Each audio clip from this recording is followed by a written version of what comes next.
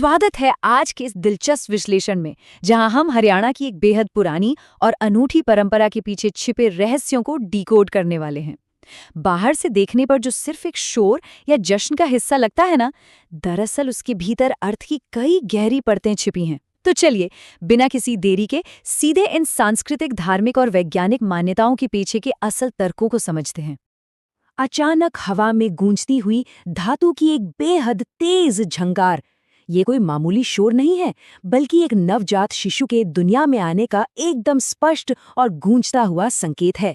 मतलब ये बड़ी ही खूबसूरती से दर्शाता है कि कैसे ग्रामीण परिवेश में ध्वनियों का इस्तेमाल हमेशा से एक बहुत ही शक्तिशाली प्रतीक के रूप में होता रहा है।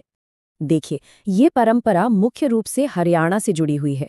होता क्या है कि जब घर में बेटे का जन्म होता है, जिसे वहाँ कुलदीपक भी कहा जाता है, तो कांसे की थाली को जोर जोर से पीटने की ये प्रथा निभाई जाती है। अब पीढ़ियों से चला आ रहा ये रिवाज वहाँ के सामाजिक ताने बाने का एक बहुत ही अहम हिस्सा बन चुका है। सच कहे तो ये परंपरा सिर्फ एक जश्न भर नहीं है। इसके पीछे मुख्य रूप से 3 अलग-अलग परतें काम कर रही हैं। पहला, सामाजिक उत्सव, दूसरा, धार्मिक मान्यताएं और तीसरा, इसका वैज्ञानिक तर्क। चलिए इन्हें एक-एक करके देखते हैं। तो सबसे पहले बात करते हैं पहली परत की, यानी सामाजिक उत्सव, जो दरअसल गांव का अपना एक सूचना तंत्र था। जरा सोचिए, आज अगर कोई खुशखबरी देनी हो तो हम क्या करते हैं? स्मार्टफोन निकाला और तुरंत एक मैसेज भेज दिया।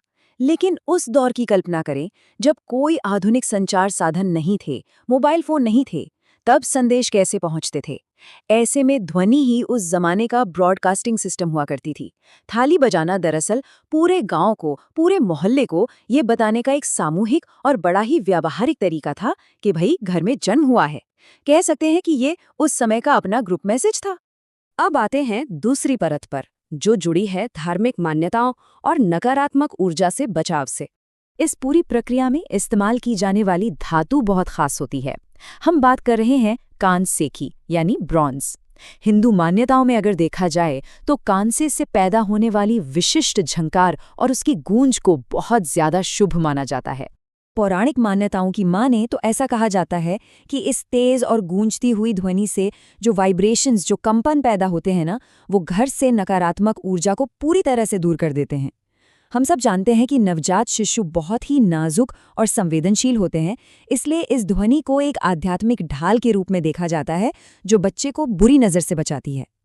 तो कुल मिलाकर ये सिर्फ एक सूचना देने का तरीका नहीं था, बल्कि परिवार के लिए अपने बच्चे की सुरक्षा सुनिश्चित करने का एक गहरा मनोवैज्ञानिक और आध्यात्मिक प्रयास भी था। और अब बात करते हैं तीसरी और सबसे दिलचस्प परत की, वैज्ञानिक तर्क और शिशु की श्रवण जांच। यहाँ एक बड़ा सवाल दिमाग में आता है।